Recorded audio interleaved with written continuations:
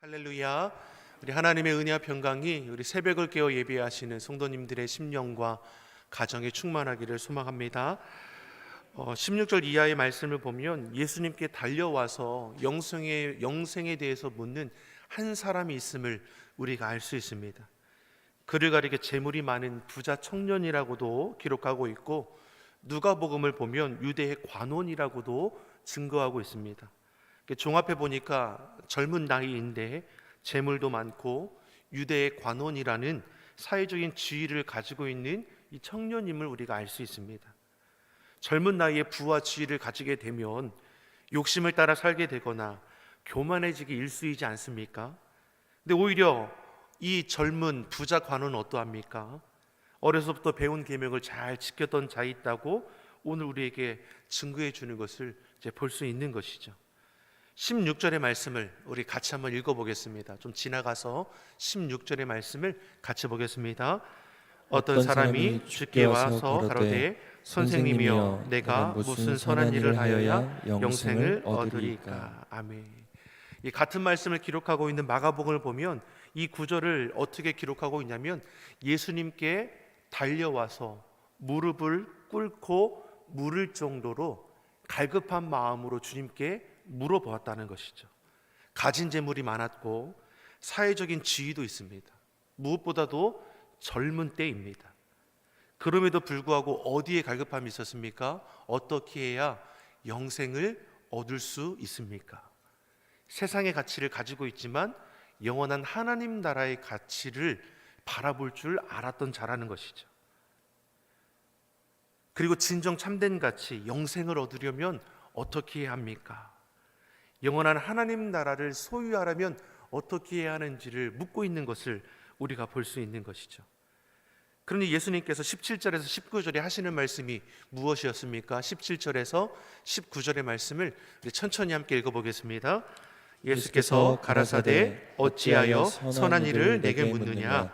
선한 이는 오직 한 분이시니라. 내가 생명에 들어가려면 계명을 지키라. 가로되 어느 계명이 오리이까?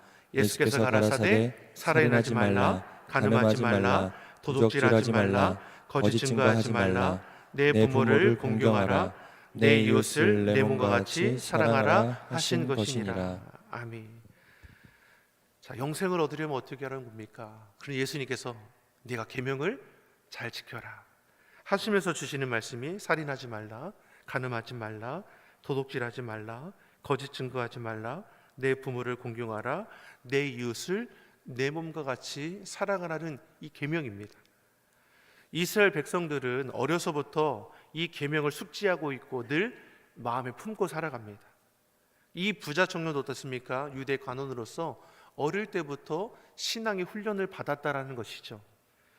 그러니까 자신이 어릴 때부터 잘 지켰다라고 예수님께 대답하는 것을 볼 수 있습니다.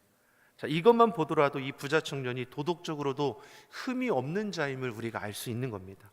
많은 재물을 가지고 있고 사회적인 지위를 가지고 있습니다. 또 젊은 나이이기도 합니다. 그럼에도 어떻습니까? 가진 것으로 흥청망청 쓴다거나 자신의 지위를 가지고 누군가를 해코지하는 것이 아니라 도덕적으로도 깨끗한 삶을 살았다라는 것이죠. 그러니 자신 있게 예수님께 물을 수도 있는 것이죠.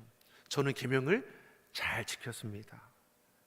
같은 말씀을 기록하고 있는 마가복음을 보면 그러한 부자 관원을 예수님께서 사랑스럽게 보셨다라는 것이죠. 청년은 겸손했고 예수님께 말한 도덕적 계명도 잘 지켰습니다. 그러면서도 스스로 부족하다 여겼다라는 것이죠. 그러니 거듭 제게 부족한 것이 무엇입니까? 주님 알려주세요. 그러니 21절에 예수님께서 저에게 하시는 말씀이 이와 같습니다. 21절의 말씀을 같이 보겠습니다. 예수께서 가라사대 내가 온전하고자 할진대 가서 내 소유를 팔아 가난한 자들을 주라. 그리하면 하늘에서 보화가 내게 있으리라. 그리고 와서 나를 좇으라 하시니. 아멘. 예수님께서는 내가 온전하고자 할진대 내 소유를 팔아 가난한 자에게 나누어 주고 나를 쫓아와라 라고 말씀하시죠. 예수님은 영생이라는 참된 가치를 쫓아가고자 하는 부자 청년에게 행할 길이 어떠한지를 가르쳐 주십니다. 행해라. 그리고 나를 따라와라. 부자 청년은 어릴 때부터 계명을 잘 지켰습니다. 자라면서도 크게 달라지지는 않았습니다. 많은 재산을 가지고 있고 사회적인 지위가 있어도 계명을 지키며 누군가에게 해코지하지 않는 반듯한 청년으로 자라났습니다. 그럼에도 마음 한켠에 잘하고 있는지에 대한 확인을 받고 싶은 겁니다. 그래서 예수님을 찾았습니다. 우리도 때로는 내가 잘하고 있는지 확인하고 싶을 때가 있지 않습니까? 내가 잘 살고 있는 건가? 우리 자녀들이 학교 생활은 잘하고 있는 건가? 직장은 잘 다니고 있는 건가? 부부의 경우는 어떻습니까? 우리 잘 살고 있는 건가? 아이는 지금 잘 양육되고 있는 건가? 신앙인으로서는 어떻습니까? 내 믿음이 하나님께 기쁨이 되고 있는가? 예수님이 과연 나의 삶의 모습을 보고 기뻐하실까? 이런 확인받고 싶은 마음이 우리 안에 일어날 수 있는 겁니다. 오늘 본문의 이 부자 청년이 그러한 것이죠. 그래서 예수님께 찾았습니다. 예수님께 사실 인정받고 싶었을 것이죠. 지금까지 내가 지켜오던 이 계명들을 속속히 아시고 예수님은 인정해 주셨습니다. 사랑스럽게 여겨주셨죠. 그런 삶의 자리임에도 불구하고 영생을 사모하는 그 마음을 기뻐해 주셨습니다. 그리고 나서 어떻습니까? 부자 청년에게 그 사랑함으로 가리키는 것이죠.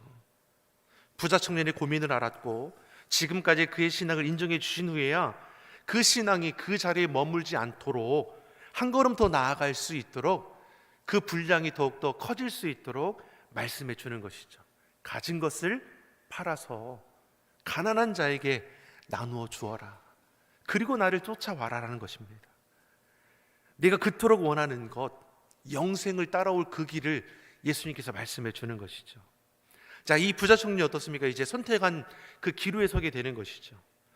인생의 중요한 전환점을 이제 맞이하게 되는 겁니다. 부와 지위를 가진 채로 영생에 대한 답답함을 안고 살아갈 것인가, 아니면 부와 그 지위를 내려놓고 영생에 대한 답을 취할 것인가, 부자 청년 관원으로서 살아갈 것인가, 예수님을 따라 행하는 제자로서의 삶을 살아갈 것인가, 이 선택의 기로에 서게 되는 것입니다. 우리라면 어떠한 선택을 하게 될 것일까요? 부자 청년의 선택이 어떠합니까? 22절의 말씀을 우리 같이 한번 보겠습니다. 22절입니다. 그 청년이 재물이 많음으로 이 말씀을 듣고 근심하며 가니라. 아멘. 예수님의 이 말씀을 들었을 때 수많은 생각들이 그 찰나에 다 지나갔을 것이죠.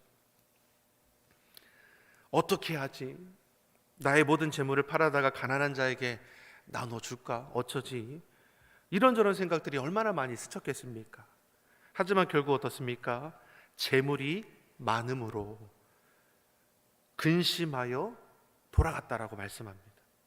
사회적인 지위와 경제적인 부에 있음에도 거기에 빠지지 않았습니다. 오히려 영생이라는 귀한 보화가 있음을 알고 그것을 얻고자 했습니다.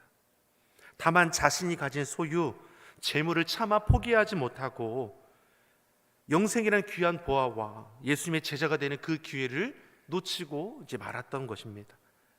결국 이 부자 청년은 무엇입니까? 가진 것으로 인하여 주님 앞에 나아가는 것이 장애가 되었습니다. 근심하여 가는 부자 청년을 뒤로하고 예수님께서는 제자들을 불러서 이렇게 말씀하시죠. 23절의 말씀을 같이 한번 읽어보겠습니다. 예수께서 제자들에게 이르시되 내가 진실로 너희에게 이르노니 부자는 천국에 들어가기가 어려우니라. 아멘. 예수님은 근심하여 돌아가는 부자 청년을 뒤로하고 제자들에게 가르치시는 것이죠. 재물이 있는 자가 하나님 나라에 들어가기가 어렵다라는 겁니다.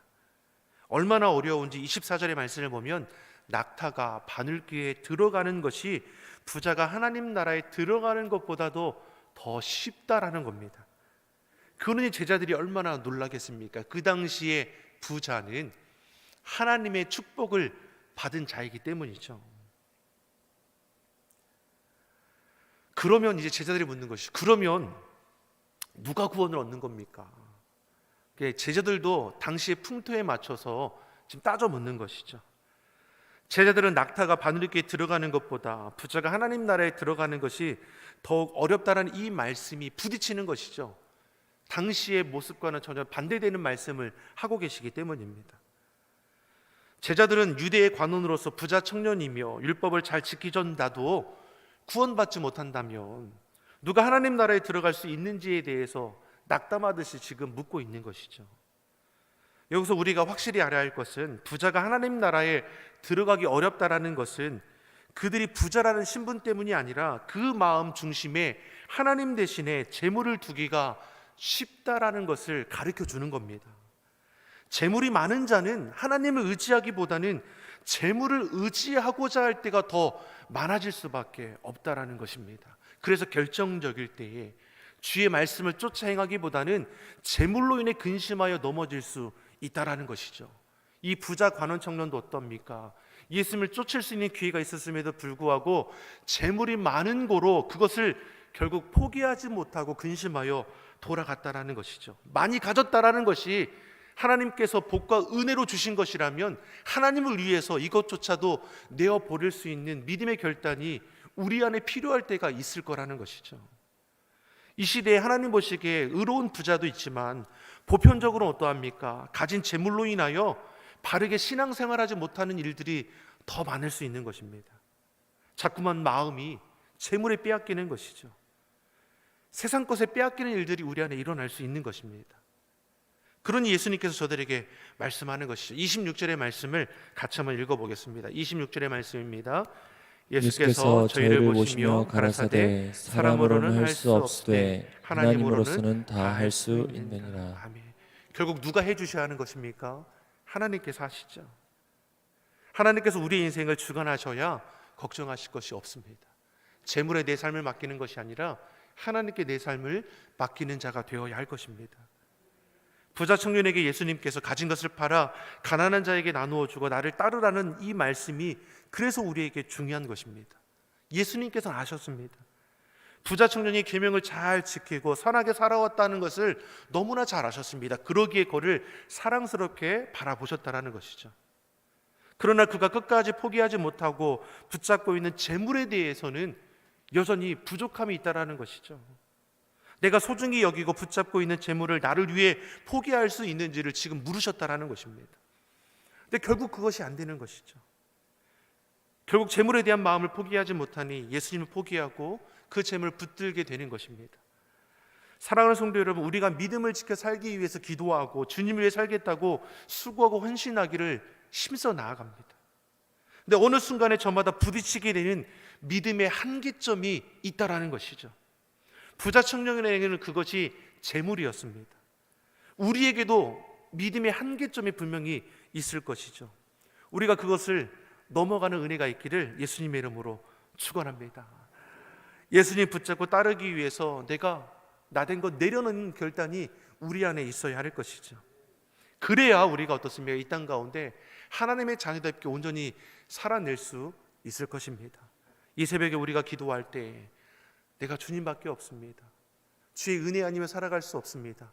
우리가 이렇게 고백하는데 이 고백처럼 우리가 온전히 살아갈 수 있기를 예수님 이름으로 축원합니다. 주의 말씀 앞세우고 지켜 행함을 통하여 주의 말씀이 능력이 되고 우리 삶을 새롭게 변화시키는 그런 생명의 말씀, 능력의 말씀이 우리 안에 역사되기를 예수님 이름으로 축원합니다. 기도하겠습니다.